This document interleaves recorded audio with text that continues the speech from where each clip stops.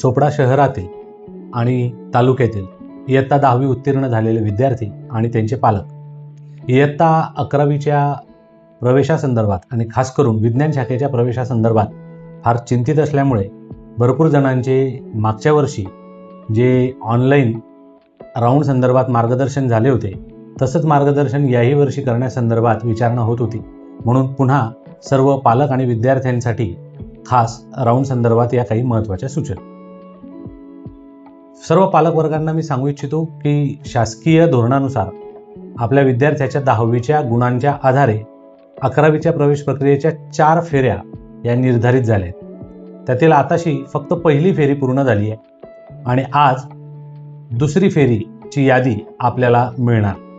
दुसऱ्या फेरीतील प्रवेशांनंतर सुद्धा ज्यांना प्रवेश मिळू शकला नाही त्यांना तिसरा आणि चौथा असे अजून 2 राऊंड होणार आहेत. त्यामुळे पालकांनी खूप काही घाबरून जायचं कारण नाही. अजूनही बऱ्याच कनिष्ठ महाविद्यालयांमध्ये मॅनेजमेंट सीट्स तसेच निर्धारित सीट्स बऱ्यापैकी रिकाम्या आहेत. त्या सगळ्या सीट्स संदर्भात विस्तृत विवेचन आपण हा दुसरा राऊंड संपन्न झाल्यानंतर करणारच आहोत.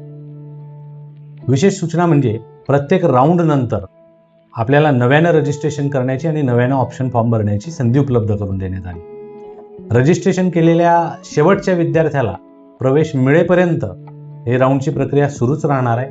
त्यामुळे आपल्याला एक खास विनंती वजा सूचना असेल की आपण खूप काही गोंधळून जाऊ नये आणि विज्ञान प्रवेश आपल्याला मिळेल याबद्दल टक्क्यांच्या आधारे आपण निश्चिंत राहायला काही हरकत नाही.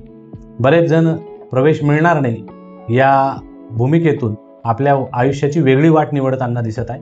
तर किमान 1 जुलैला महाविद्यालय सुरू होणार आहे. तोपर्यंत तरी आपण प्रवेशाच्या प्रक्रियेमध्ये जाणीवपूर्वक लक्ष द्या, सहभागी राहा आणि काही अडचणी असल्यास संपर्क साधा. धन्यवाद.